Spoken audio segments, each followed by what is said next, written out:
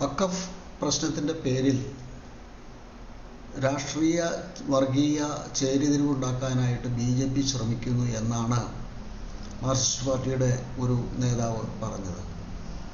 എന്ത് വർഗീയ ചേരിതിരിവാണ് ഇവിടെ BJP ഉണ്ടാക്കിയത് എന്ന് ഈ നേതാവ് വ്യക്തമാക്കിയാൽ കൊള്ളാമായിരുന്നു. ഇവിടെ പാലസ്തീൻ്റെ പേരിലും ഹമാസിൻ്റെ പേരിലും ഐക്യദാർഢ്യ സമ്മേളനങ്ങളൊക്കെ നടത്തിയ ആളുകളാണ് ഈ പറയുന്ന വിദ്വാൻ്റെ നേതാക്കന്മാർ, മുതിർന്ന നേതാക്കന്മാർ. ഗുരുവിൻ്റെ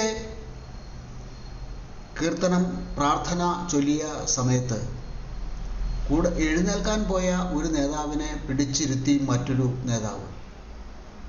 വർഗീയമായ ചേരിതിരിവും വർഗീയമായ ആ ബോധവും ഒക്കെ ആരുടെ ഉള്ളിലാണ് ഉള്ളത് എന്ന് ഈ ഉദാഹരണങ്ങളിൽ നിന്നെല്ലാം വ്യക്തമാണ്.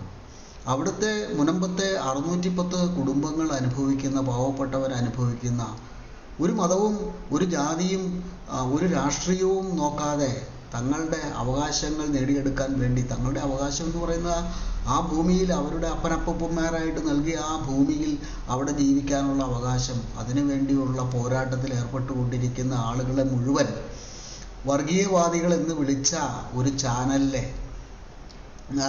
ലോഹയിട്ട വർഗീയവാദികൾ, ലോഹയിട്ട തീവ്രവാദികൾ എന്നൊക്കെ വിളിച്ച ആളുകളെ എന്ത് അടിസ്ഥാനത്തിലാണ് നമ്മൾ സ്വീകരിക്കുക? ഇതെല്ലാം ജനം കണ്ടുകൊണ്ടിരിക്കുന്നതാണ് നേതാവേ, ഇതെല്ലാം ജനം കണ്ടുകൊണ്ടിരിക്കുകയാണ്. ജനം ഇന്ന് ജീവിക്കുന്നത് സോഷ്യൽ മീഡിയ കാലഘട്ടത്തിലാണ് എന്നുള്ള കാര്യം അങ്ങ് ഓർത്താൽ നന്നായിരിക്കും. കാരണം എല്ലാ വിവരങ്ങളും അവരുടെ വിരൽത്തുമ്പിൽ അവർക്ക് ലഭ്യമാണ്. പണ്ടൊക്കെ നിങ്ങളും നിങ്ങളുടെ പാർട്ടിയും പറയുന്നത് ഒന്ന് പറഞ്ഞു, തേങ്ങയ്ക്ക് വില കൂട്ടുമ്പോൾ കരുണാകരൻ തേങ്ങയ്ക്ക് വില കൂട്ടിയാൽ അത് കർഷക മുതലാളിമാരെ രക്ഷിക്കാനെന്നും, നായനാർ തേങ്ങയ്ക്ക് വില കൂട്ടിക്കഴിഞ്ഞാണെങ്കിൽ അത് തൊഴിലാളികളെ രക്ഷിക്കാൻ വേണ്ടി ആണ് എന്നുമുള്ള രീതിയിലുള്ള പറ്റിക്കലുകളൊക്കെ നടത്തിയിട്ടുള്ള ആളുകളാണ് നിങ്ങളുടെ നേതാക്കന്മാർ. ആ പരിപാടി ഇനി ഇവിടെ വേവില്ല എന്നുള്ളതാണ് മുനമ്പത്തെ ജനങ്ങൾ പറയുന്നത്. അവർക്ക് BJP ഒന്നുമല്ല അവരുടെ പ്രശ്നം. സപ്പോർട്ട് ചെയ്യാനും ഒക്കെ ആയിട്ട് ഒരുപാട് പേര് വരും. ഒരു വിഷയം ഉണ്ടായിക്കഴിയുമ്പോൾ ആ വിഷയത്തിൽ ആളുകളെ സപ്പോർട്ട് ചെയ്യാനും ഒരുപക്ഷെ അതിൽ നിന്ന് മുതലെടുക്കാൻ വേണ്ടിയിട്ടായിരിക്കാം. എങ്കിൽ പോലും അവരെ സപ്പോർട്ട് ചെയ്യാനായിട്ട് ഓടിയെത്തിയത് ഈ BJPക്കാരും ഈ അച്ഛന്മാരും ഈ ലോഹയിട്ട നിങ്ങൾ പറയുന്ന ഈ തീവ്രവാദികളും ഒക്കെയല്ലേ. ശരിയായ തീവ്രവാദികൾ ആരാന്നുള്ളത് നിങ്ങളുടെ നേതാവ് തന്നെ ഒരു പുസ്തകത്തിൽ ഇങ്ങനെ പറഞ്ഞിട്ടുണ്ട്, ആരാണ് ശരിയായ തീവ്രവാദി എന്നുള്ളത്. ആ പുസ്തകം പ്രകാശനം ചെയ്തത് നിങ്ങളുടെ മൂത്ത നേതാവാണ്. അത് പ്രകാശനം ചെയ്തത് നിങ്ങളുടെ മൂത്ത നേതാവാണ്. ഇതൊക്കെ മറച്ചു പിടിക്കാൻ എങ്ങനെയാണ് സാധിക്കുന്നത് ഈ സോഷ്യൽ മീഡിയ കാലഘട്ടത്തിൽ? നിങ്ങൾ എത്ര ഘനപ്പെട്ട ശബ്ദത്തിലൊക്കെ പറഞ്ഞാലൊന്നും ഇവിടെ ആളുകൾ ഭയപ്പെടില്ല. കാരണം ഇത് ജീവൻ മരണ പോരാട്ടമാണ്. തങ്ങളുടെ ഭൂമി നഷ്ടപ്പെടുകയാണ് എന്നുള്ള ഒരു തോന്നൽ വരുമ്പോൾ തങ്ങൾ എങ്ങോട്ട് പോകും, എവിടേക്കാണ് തങ്ങൾ ഇറങ്ങിപ്പോകേണ്ടത് എന്നുള്ള ആ ഒരു ആശങ്കയോടുകൂടി കഴിയുന്ന ആളുകളാണ് മുനമ്പത്തെ 610 കുടുംബങ്ങൾ. അത് മാത്രമല്ല, ഇപ്പോൾ മുനമ്പം വിട്ടിട്ട് അടുത്ത പ്രദേശങ്ങളിലേക്കൊക്കെ പോകുന്നതായിട്ട് നമ്മൾ കണ്ടു, നോട്ടീസുകളൊക്കെ കൊടുത്തതായിട്ട് കണ്ടു. എന്തടിസ്ഥാനത്തിലാണ് ഈ നോട്ടീസ് വഖഫ് കൊടുക്കുന്നത്? വഖഫ് കൊടുക്കുന്നതിൻ്റെ അടിസ്ഥാനം, ആ വഖഫ് നിയമം എന്ന് പറയുന്നത് മുസ്ലിം നിയമമാണ്, ഇസ്ലാം നിയമമാണ് വഖഫ് നിയമം എന്ന് പറയുന്നത്. അതാണോ ഇവിടുത്തെ ജനങ്ങൾ സ്വീകരിക്കേണ്ട നിയമം എന്ന് പറയുന്നത്? ഇവിടെ ഒരു ഭരണഘടനയുണ്ട്, ഇവിടെ ഒരു സുപ്രീം കോടതിയുണ്ട്, അവരൊക്കെ പറയുന്നതല്ലേ നമുക്ക് നിയമമായിട്ട് വരുന്നത്.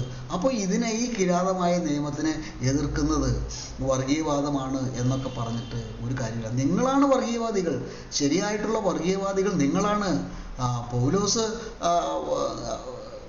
നിൽക്കുന്നത് എവിടെയാണ്? പൗലോസ് എന്ന് നാമധാരി, ക്രിസ്ത്യൻ നാമധാരി പെരുമ്പാവൂരെ പോലെയുള്ള ഒരു സ്ഥലത്ത് P. ഗോവിന്ദപിള്ളയൊക്കെ ജയിച്ച് വന്ന സ്ഥലത്ത് പിന്നീട് വന്ന് അത് ക്രിസ്ത്യാനികൾ തമ്മിലുള്ള കിടമത്സരമായി മാറി. അപ്പോൾ ഈ വർഗീയവാദമൊക്കെ നിങ്ങളുടെ ഉള്ളിൽ പണ്ട് മുതലേ ഉണ്ട്. 1957 മുമ്പ് മുതൽ തന്നെ ഉണ്ട് നിങ്ങളുടെയൊക്കെ ഉള്ളിൽ ഈ പറയുന്ന വർഗീയവാദം. അതിൻ്റെ ആ ഒരു വർഗീയവാദത്തെ നിലനിർത്താൻ വേണ്ടി ശരീഅത്തിനെ അത് തെറ്റാണെന്ന് പറയും ആദ്യം തന്നെ. അത് കഴിഞ്ഞിട്ട് കുറേ കഴിയുമ്പോൾ നിങ്ങളുടെ നേതാവ് അത് പറയും അത് ശരിയാണെന്ന് പറയും. ഇതെല്ലാം ഈ വർഗീയവാദവും ഈ തീവ്രവാദവും ഒക്കെ ഇവിടെ വളരാനായിട്ട്, വളക്കൂറുള്ള നല്ല മണ്ണാക്കി മാറ്റാനായിട്ട് നിങ്ങൾ കൊടുത്ത വളമാണ്. അതൊക്കെ നിങ്ങൾ കൊടുത്ത വളമാണ് മാർക്സിസ്റ്റുകാരാ. നിങ്ങൾ കൊടുത്ത വളമാണ് അതെല്ലാം. അതിനിപ്പോൾ അവരെ കുറ്റമിട്ട് കാര്യമില്ല. അപ്പോൾ നമ്മൾ ഈ നിയമത്തെ ഒന്നുകിൽ ഭേദഗതി ചെയ്യണം, അല്ലെങ്കിൽ ഇത് ഇല്ലാതാക്കണം എന്ന് തന്നെയാണ് പറയുന്നത്. കാരണം എന്താ, ഇവിടെ ഭരണഘടനയും സുപ്രീം കോടതിക്കും മുകളിൽ ഈ വഖഫിൻ്റെ ആ നിയമാവലിയിൽ പറയുന്നത് എന്താണ്, ഈ ട്രൈബ്യൂണലിൻ്റെ വിധി അന്തിമമായിരിക്കുമെന്നാണ് പറയുന്നത്. അപ്പോൾ ഇവിടുത്തെ സുപ്രീം കോടതിക്കും ഇവിടുത്തെ കോടതികൾക്കും ഇവിടുത്തെ നിയമസംഹിതയ്ക്കും ഇവിടുത്തെ ഭരണഘടനയ്ക്കും ഒക്കെ എന്താണ് പ്രസക്തി? ഭരണഘടനയെ തൊട്ട് സത്യം ചെയ്ത ആളുകളാണ് ആ 140 MLA കൂടിയാണ് വഖഫ് തത്വങ്ങൾക്ക് എതിരാണ്. എന്താണ് വഖഫ് തത്വം? വഖഫ് തത്വം എന്ന് പറയുന്നത് മുസ്ലിം ലോയാണ് എന്ന് മനസ്സിലാക്കുക. അത് മുസ്ലിം ലോ തന്നെയാണത്. അവരുടെ ആ നേതാവ്, ലീഡർ എന്ന് പറയുന്ന ആ ലീഡർഷിപ്പ് ക്വാളിറ്റിയുള്ള മഹോന്നതനായിട്ടുള്ള ആ വ്യക്തി ഉണ്ടാക്കി കൊടുത്ത ഒരു നിയമമാണ് അവരുടെ നിയമം. അദ്ദേഹം പറയുന്നതാണ് അവർക്ക് നിയമം. ആ നിയമം വിട്ട് വേറൊരു കളിയില്ല. അദ്ദേഹം പറഞ്ഞു കൊല്ലണം എന്ന് പറഞ്ഞാൽ അവർ കൊല്ലും. അതിനെയൊക്കെ പരിഷ്കരിക്കാനായിട്ട് അവരെ കൊണ്ട് സാധിക്കുന്നില്ല. അവരെ കൊണ്ട് പരിഷ്കരിപ്പിക്കാനും നിങ്ങൾക്ക് കഴിയുന്നില്ല. അതുകൊണ്ടാണല്ലോ മദനീനെ നിങ്ങൾ ശംഖുമുഖം കടപ്പുറത്ത് വെച്ച് അച്യുതാനന്ദൻ സഖാവിനെ പുച്ഛിച്ച് തള്ളിയ ആൾക്കാർ കെട്ടിപ്പിടിച്ച് ഉമ്മ വെച്ച് ആ പാർട്ടിയുടെ തന്നെ നേതാവിൻ്റെ ഒരു പുസ്തകത്തിൽ പറയുന്നു അയാൾ തീവ്രവാദിയാണ് എന്ന്. ഇയാൾ മാത്രമല്ല, ഒരുപാട് തീവ്രവാദികളുണ്ട്. തീവ്രവാദത്തെ അനുകൂലിക്കുന്നവരും അതിന് നിശബ്ദം അംഗീകരിക്കുന്നവരും അല്ലെങ്കിൽ അതിനെതിരെ ശബ്ദിക്കാത്തവർ പോലും തീവ്രവാദികളെന്നാണ് ആരിഫ് ഹുസൈനൊക്കെ പറയുന്നത്. ആരിഫ് ഹുസൈനെയൊക്കെ നമുക്ക് അംഗീകരിക്കേണ്ടി വരുന്നത് അതുകൊണ്ടാണ്. രാഹുൽ ഈശ്വർ എന്ന് പറയുന്ന ഒരു വ്യക്തി വന്നിട്ട് പറഞ്ഞു സുരേഷ് ഗോപി അത് പറയാൻ പാടില്ല, മുസ്ലിം സഹോദരൻ ഒരു മതേതരത്വമാണ്, ഇതാണ് മതേതരത്വം. ഇവർക്ക് മാത്രമുള്ളോ ഈ മതേതരത്വം? ബാക്കിയുള്ളവർക്കൊന്നും മതേതരത്വം ഇല്ലേ രാഹുൽ ഈശ്വറെ? ഈ രാഹുൽ ഈശ്വറിനെ പോലെയുള്ള ആൾക്കാർ ഇന്ന് ഇവിടെയാണെങ്കിൽ നാളെ അവിടെയാണ്. ഇങ്ങനെ അങ്ങോട്ടും ഇങ്ങോട്ടും ഒക്കെ മറുകണ്ഠം ചാടി നടക്കുന്ന ആൾക്കാരാണ് ഇവരൊക്കെ.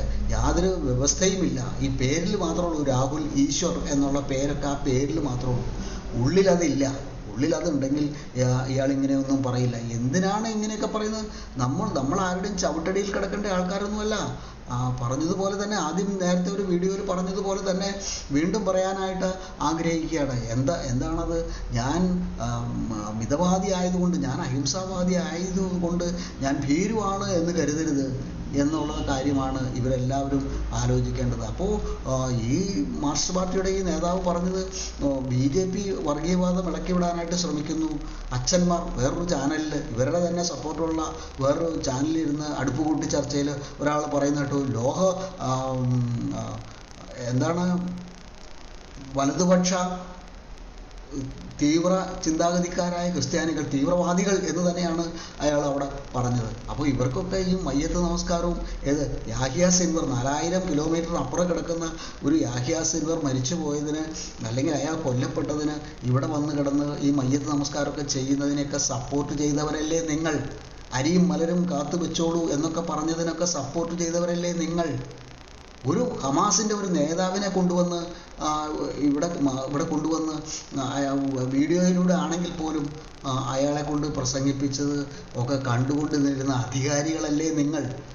അപ്പോൾ നിങ്ങളാണ് തീവ്രവാദികൾ, നിങ്ങളാണ് യഥാർത്ഥത്തിലുള്ള വർഗീയവാദികൾ എന്നുള്ള കാര്യം നിങ്ങൾ മനസ്സിലാക്കേണ്ടത് സമയം അതിക്രമിച്ചു. അല്ലെങ്കിൽ ഇനി വരുന്ന ഇലക്ഷനുകളിൽ അല്ലെങ്കിൽ തന്നെ ഇലക്ഷനുകളിലൊക്കെ നിങ്ങൾക്ക് അമ്പെ പരാജയമാണ്. ആര് തോൽപ്പിക്കാനും ആര് വിചാരിച്ചാലും പാലക്കാട് മാർക്സിസ്റ്റ് പാർട്ടിനെ തോൽപ്പിക്കാൻ കഴിയില്ല എന്നൊക്കെ ഒരു വിദ്വാൻ പറയുന്നത് കേട്ടു. നമുക്ക് വഴിയെ കാണാം. ആര് വിചാരിച്ചാലും തോൽപ്പിക്കുക ജനങ്ങളാണ് തീരുമാനിക്കുന്നത്.